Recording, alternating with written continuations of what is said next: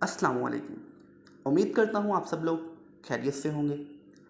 तो आज के लेक्चर में हम क्या करेंगे, हम ये सीखेंगे किस तरह हम C plus plus programming language के अंदर वेरिएबल बनाते हैं और उसमें वैल्यू स्टोर किस तरह से करवाते हैं और फिर उसको प्रिंट कैसे करवाते हैं। तो चलिए करते हैं शुरू। सबसे पहले क्या किया है, मैंने एक basic C plus plus program का स्ट्रक्चर लिख लिया है। तो वेरिएबल बनाने के लिए सबसे पहले आपको बतानी होती है डेटा टाइप।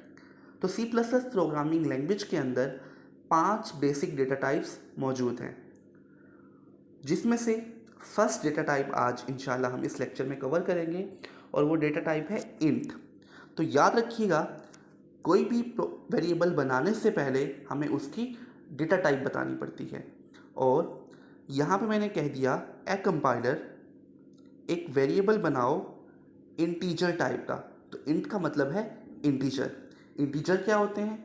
हमारे काउंटिंग के अंदर तमाम नंबर, ऐसे नंबर जिसमें डेसिबल पॉइंट मौजूद ना हो, और वो नेगेटिव भी हो सकते हैं और पॉजिटिव भी हो सकते हैं। तो सबसे पहले हमें बतानी होती है डेटा टाइप। तो डेटा टाइप के बाद हमें यहाँ पे अपना बताना होता है वेरिएबल का नाम। तो लेट्स सपोज मैं वेरिएबल का नाम रखता हूँ num1। तो ये एक बना लिया वेरिएबल। तो याद रखिएगा, आप वेरिएबल के नाम के अंदर इंग्लिश अल्फ़ाबेट इस्तेमाल कर सकते हैं, काउंटिंग के नंबर इस्तेमाल कर सकते हैं और अंडरस्कोर इस्तेमाल कर सकते हैं। तो अंडरस्कोर आपको मैं दिखा देता हूँ। बज़ाहिर तो यहाँ पे नहीं है, अंडरस्कोर नहीं है। अंडरस्कोर आई थिंक इन्होंने यहाँ पे नहीं दिया। कोई बात नहीं, यहाँ पे नीचे आइएगा सिंबल्स में, ये देखें डॉलर के साइन के साथ, ये है अंडरस्कोर। तो आप किसी भी वेरिएबल के नाम के अंदर अंडरस्कोर रख सकते हैं, या काउंटिंग का नंबर, या इंग्लिश अल्फ़ाबेट। आज के लिए इतने रूल काफ़ी हैं। इंशाल्लाह कुछ रूल्स आपको मैं नेक्स्ट वीडियो में सिखाऊंगा। तो आज आप इतने सीख लीजिए। तो चलें आगे, हमने वेरिएबल का नाम लिख लिया। वेरिएबल के नाम लिखने के बाद हम लगाते हैं इक्वल का साइन। तो मैंने लगा दिया यहाँ पे जी इक्वल का साइन, और यहाँ पे इसके पास स्पेस के बाद इसमें हम जो वैल्यू स्टोर करवाना चाह रहे हैं वो हम लिख देते हैं। तो लेट्स सपोज मैं इसमें स्टोर करवाना चाहता हूँ 10। तो मैंने लिख दिया 10 और उसके बाद लगा दिया टर्मिनेटर। तो बेसिकली इस स्टेटमेंट का मतलब क्या है, ए कंपाइलर जाओ मेरे लिए एक वेरिएबल बनाओ इंटीजर टाइप का जिसका नाम num1 हो, और उसके अंदर जाके आप वैल्यू एक 10 स्टोर करवा दो।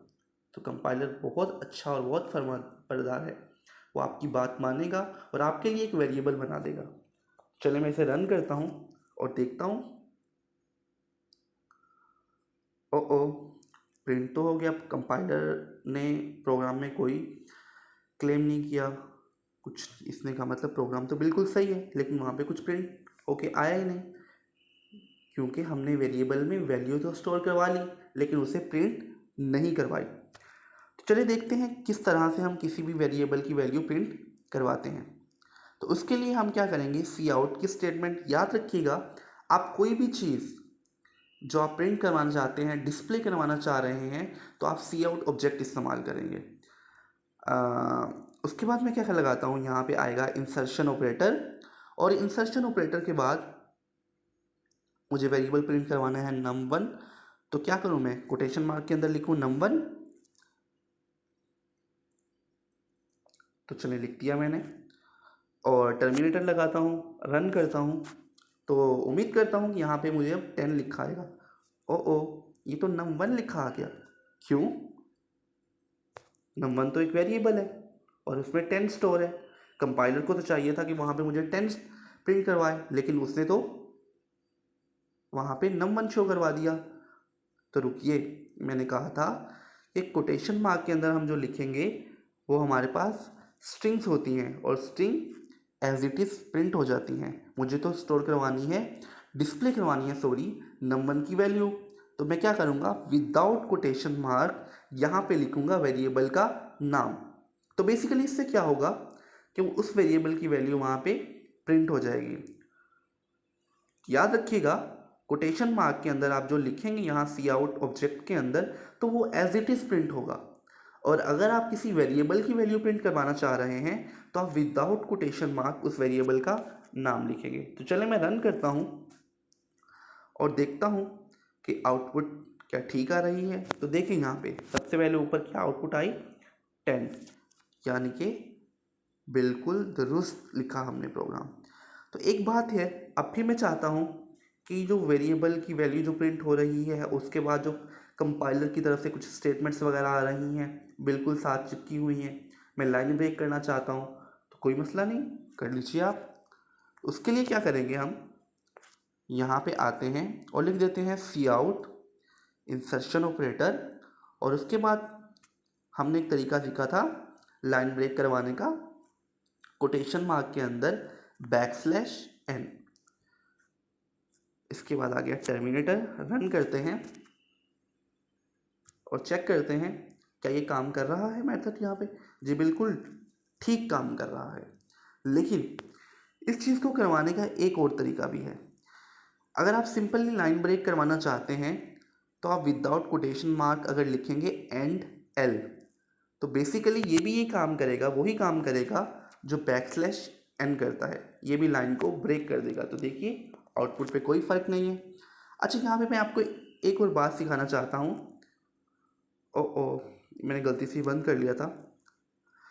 तो देखें, ये डबल सी आउट स्टेटमेंट भी लिखने की ज़रूरत नहीं है। हम उसी सी आउट स्टेटमेंट पे क्या करें, यहाँ पे दोबारा इंसर्शन ऑपरेटर लगाएं और फिर वहाँ पे लिखते हैं एंड एल, यानी कि हम एक सी आउट ऑब्जेक्ट के अंदर 2 मरतबा इंसर्शन ऑपरेटर भी लगा सकते हैं। तो देखिएगा